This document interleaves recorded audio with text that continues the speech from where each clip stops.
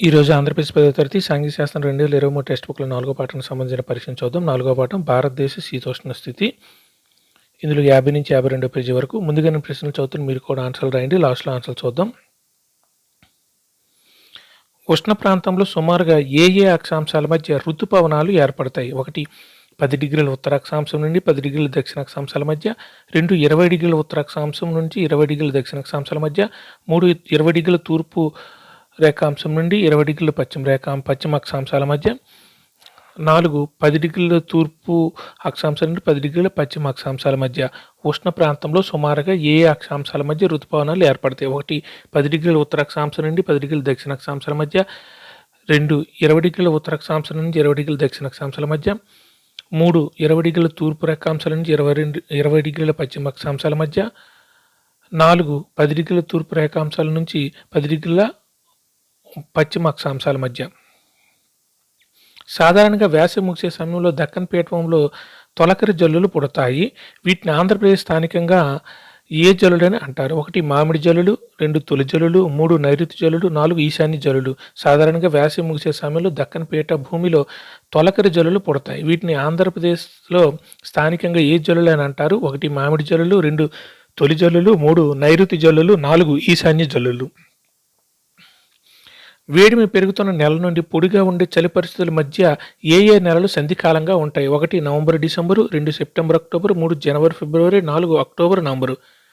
వేడిమి పెరుగుతున్న నెల నుండి పొడిగా ఉండే చలి పరిస్థితుల మధ్య ఏ నెలలు సంధికాలంగా ఉంటాయి? 1 నవంబర్ డిసెంబరు, 2 సెప్టెంబర్ అక్టోబర్, 3 జనవరి ఫిబ్రవరి, 4 అక్టోబర్ నవంబరు. కాలానుగుణంగా గాలుల దిశ మారడాన్ని ఏ వర్తకులు మాన్సూన్ అని పేరు పెట్టారు? 1 గ్రీకు, 2 ఇంగ్లాండ్, 3 అరబ్, 4 ఫ్రెంచ్. కాలానుగుణంగా గాలుల దిశ మారడాన్ని ఏ వర్తకులు మాన్సూన్ అని పేరు పెట్టారు? 1 గ్రీకు, 2 ఇంగ్లాండ్, 3 అరబ్, 4 ఫ్రెంచ్.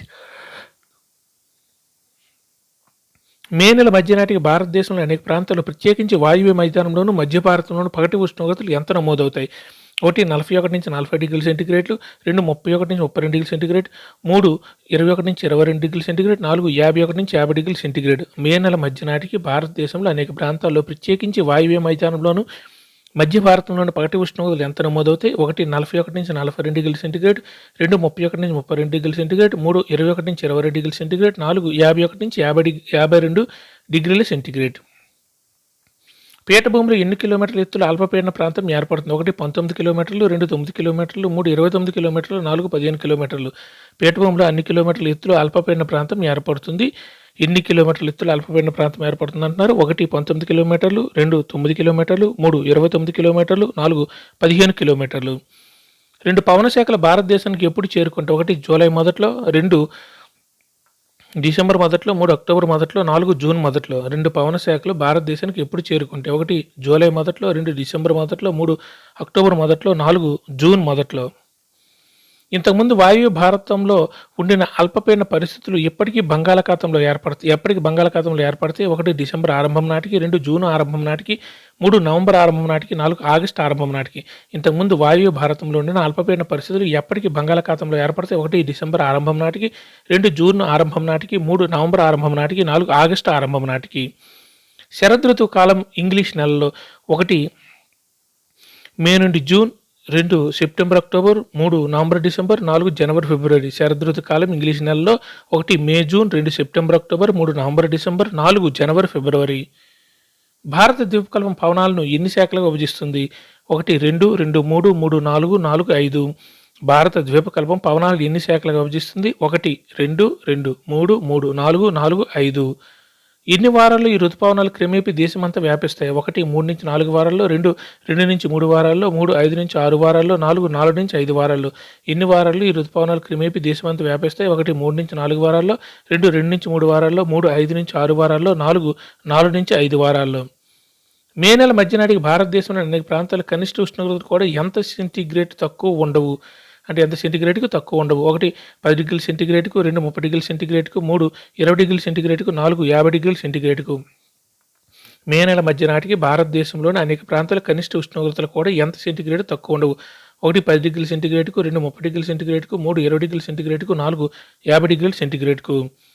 ఏ సముద్ర శాఖ భారత పడమటి తీరాన్ని చేరి ఉత్తర దిశగా కదులుతుంది? 1 అరేబియా సముద్ర శాఖ, 2 బంగాళాఖాతం శాఖ, 3 హిందూ మహాసముద్ర శాఖ, 4 పసిఫిక్ సముద్ర శాఖ. ఏ సముద్ర శాఖ భారత పడమటి తీరాన్ని చేరి ఉత్తర దిశగా కదులుతుంది? 1 అరేబియా సముద్ర శాఖ, 2 బంగాళాఖాతం శాఖ, 3 హిందూ సముద్ర శాఖ, 4 పసిఫిక్ సముద్ర శాఖ. భారతదేశంలో అత్యధిక వర్షపాతం ఏ ఋతుపవన కాలంలో సంభవిస్తుంది? 1 ఈశాన్య, 2 వాయువ్య, 3 ఆగ్నేయ, 4 నైరుతి. భారతదేశంలో అత్యధిక వర్షపాతం ఏ ఋతుపవన కాలంలో సంభవిస్తుంది? 1 ఈశాన్య, 2 వాయువ్య, 3 ఆగ్నేయ, 4 నైరుతి. అరేబియా సముద్ర శాఖ వర్షఛాయ ప్రాంతంలోను బంగాళాఖాతం శాఖకి సమాంతరంగాను ఉండటం వల్ల ఈ కాలంలో ఏ తీరంలో అంతగా వర్షం కురవదు? 1 కోస్తా తీరం, 2 కోరమండల తీరం, 3 మలబార్ తీరం, 4 కొంకణ తీరం. అరేబియా సముద్ర శాఖ వర్షఛాయ ప్రాంతంలోను బంగాళాఖాతం శాఖ సమాంతరంగా ఉండటం వల్ల కాలంలో ఏ తీరంలో అంతగా వర్షం కురవదు? 1 కోస్తా తీరం, 2 కోరమండల తీరం, 3 మలబార్ తీరం, 4 కొంకణ తీరం. అధిక ఉష్ణోగ్రత గాలిలో అధిక తేమ కారణంగా వాతావరణం చాలా ఉక్కపోతగా ఉంటుంది. దీన్ని సాధారణంగా ఏమని అంటారు? 1 ఆగస్టు వేడిమి, 2 మే వేడిమి, 3 అక్టోబర్ వేడిమి, 4 నవంబర్ వేడిమి.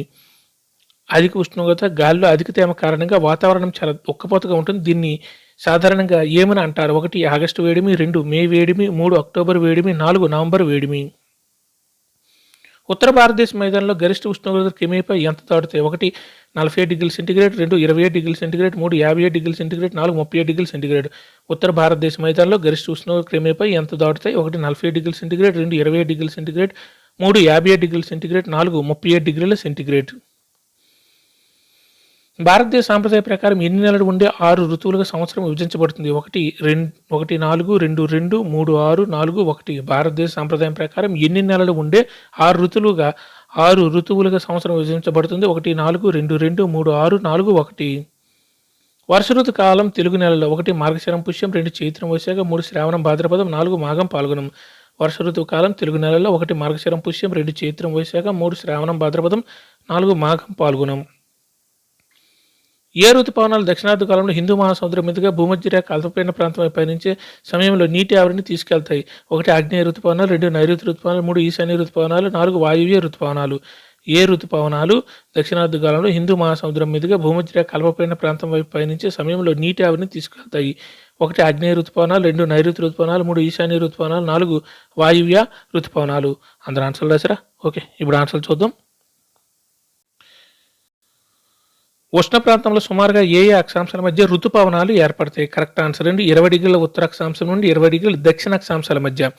ఉష్ణ ప్రాంతంలో సుమారుగా ఏ అక్షాంశాల మధ్య ఋతుపవనాలు ఏర్పడతాయి అంటే 20 డిగ్రీల ఉత్తర అక్షాంశం నుండి 20 డిగ్రీల దక్షిణ అక్షాంశాల మధ్య ఋతుపవనాలు ఏర్పడతాయి. Correct answer 2. సాధారణంగా వేసవి ముగిసే సమయంలో దక్కన్ పీఠభూమిలో తొలకరి జల్లులు పుడతాయి. వీటిని ఆంధ్రప్రదేశ్లో స్థానికంగా ఏ జల్లులు అని అంటారంటే కరెక్ట్ ఆన్సర్ 1 మామిడి జల్లులు.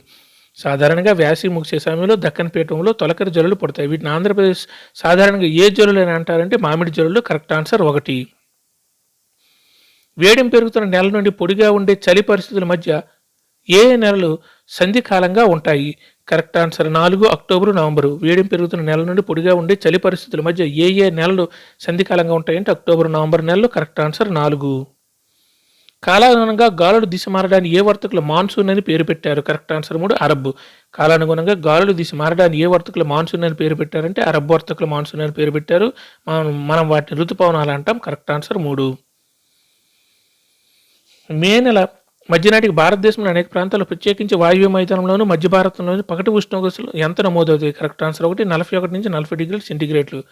మే నెల మధ్య నాటికి భారతదేశంలోని అనేక ప్రాంతాల్లో ప్రత్యేకించి వాయువ్య మైదానంలోని మధ్య భారతంలోని పగటి ఉష్ణోగ్రతలు ఎంత నమోదవుతాయి అంటే 41 నుంచి 40 డిగ్రీల సెంటీగ్రేడ్లు. Correct answer 1. పీఠభూమిలో ఎన్ని కిలోమీటర్ల ఎత్తులో అల్పపీడన ప్రాంతం ఏర్పడుతుంది? కరెక్ట్ ఆన్సర్ 9 కిలోమీటర్ల ఎత్తులో. పీఠభూమిలో ఎన్ని కిలోమీటర్ల ఎత్తులో అల్పపీడన ప్రాంతం ఏర్పడుతుంది అంటే 9 కిలోమీటర్ల ఎత్తులో. Correct answer 2. 2 పవన శాఖలు భారతదేశానికి ఎప్పుడు చేరుకుంటాయి? పవన శాఖలు 2 ఉన్నాయి కదా, భారతదేశానికి ఎప్పుడు చేరుకుంటాయని కరెక్ట్ ఆన్సర్ 4 జూన్ మొదట్లో. 2 పవన శాఖలు భారతదేశానికి ఎప్పుడు చేరుకుంటాయని జూన్ మొదట్లో చేరుకుంటాయి. Correct answer 4. ఇంతకుముందు వాయువ్య భారతంలో ఉండిన అల్పపీడన పరిస్థితులు ఎప్పటికి బంగాళాఖాతంలో ఏర్పడతాయంటే కరెక్ట్ ఆన్సర్ 3 నవంబర్ ఆరంభం నాటికి. ఇంతకుముందు వాయువ్య భారతంలో ఉండిన అల్పపీడన పరిస్థితులు ఎప్పటికీ బంగాళాఖాతంలో ఏర్పడతాయంటే నవంబర్ ఆరంభం నాటికి. Correct answer 3.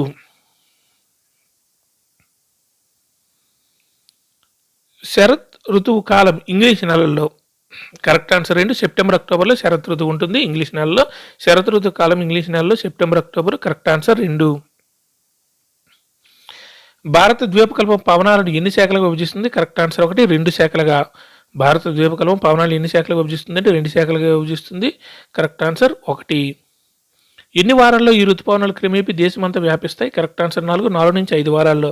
ఎన్ని వారాల్లో ఈ ఋతుపవనాలు దేశమంతా వ్యాపిస్తాయంటే 4 నుంచి 5 వారాల్లో. Correct answer 4. మే నెల మధ్య నాటికి భారతదేశంలో అనేక ప్రాంతాల్లో కనిష్ట ఉష్ణోగ్రతలు కూడా ఎంత సెంటీగ్రేడ్ తక్కువ ఉండవు? కరెక్ట్ ఆన్సర్ 3 20 డిగ్రీల సెంటీగ్రేడ్కు. మే నెల మధ్య నాటికి భారతదేశంలో అనేక ప్రాంతాల కనిష్ట ఉష్ణోగ్రతలు కూడా ఎంత సెంటీగ్రేడ్ తక్కువ ఉండవు అంటే 20 డిగ్రీల సెంటీగ్రేడ్కు తక్కువ ఉండవు. Correct answer 3. ఏ సముద్ర శాఖ భారత పడమటి తీరాన్ని చేరి ఉత్తర దిశగా కదులుతుంది? కరెక్ట్ ఆన్సర్ 1 అరేబియా సముద్ర శాఖ. ఏ సముద్ర శాఖ భారత పడమటి తీరాన్ని చేరి ఉత్తర దిశగా కదులుతుందంటే అరేబియా సముద్ర శాఖ. Correct answer 1. భారతదేశంలో అత్యధిక వర్షపాతం ఏ ఋతుపవన కాలంలో సంభవిస్తుంది? కరెక్ట్ ఆన్సర్ 4 నైరుతి ఋతుపవన కాలంలో. భారతదేశంలో అత్యధిక వర్షపాతం ఏ ఋతుపవన కాలంలో సంభవిస్తుంది అంటే నైరుతి ఋతుపవన కాలంలో. Correct answer 4.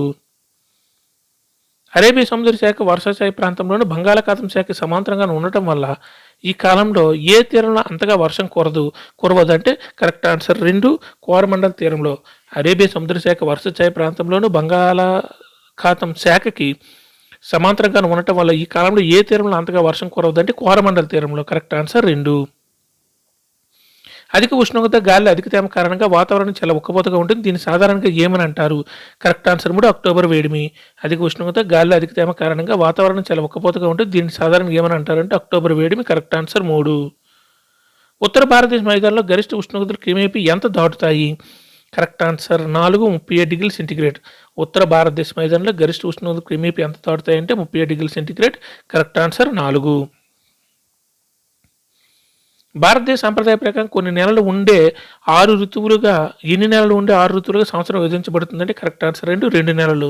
భారతదేశ సంప్రదాయ ప్రకారం ఎన్ని నెలలు అంటే 2 నెలలు ఉండే 6 ఋతువులు. టోటల్గా 12 నెలలు కదా, 6 ఋతువులు 6 నెలలు 12 నెలలు. Correct answer 2. వర్ష ఋతువు కాలం తెలుగు నెలల్లో. కరెక్ట్ ఆన్సర్ 3 శ్రావణం భాద్రపదం. వర్ష ఋతువు కాలం తెలుగు నెలలు ఎప్పుడు వస్తుందంటే శ్రావణం భాద్రపదంలో. Correct answer 3. ఏ ఋతుపవనాలు దక్షిణార్ధకాలంలో హిందూ మహాసముద్రం మీదుగా భూమధ్యరేఖ అల్పపీడన ప్రాంతం వైపు పయనించే సమయంలో నీటి ఆవిరిని తీసుకువెళ్తాయి? కరెక్ట్ ఆన్సర్ 1 ఆగ్నేయ ఋతుపవనాలు. ఏ ఋతుపవనాలు దక్షిణార్ధకాలంలో హిందూ మహాసముద్రం మీదుగా భూమధ్యరేఖ అల్పపీడన ప్రాంతం వైపు పయనించే సమయంలో నీటి ఆవిరిని తీసుకెళ్తాయంటే కరెక్ట్ ఆన్సర్ 1 ఆగ్నేయ ఋతుపవనాలు. అందరూ ఎగ్జామ్ రాశారా? కింద ఆన్సర్లు కూడా నేను చూసుకోండి.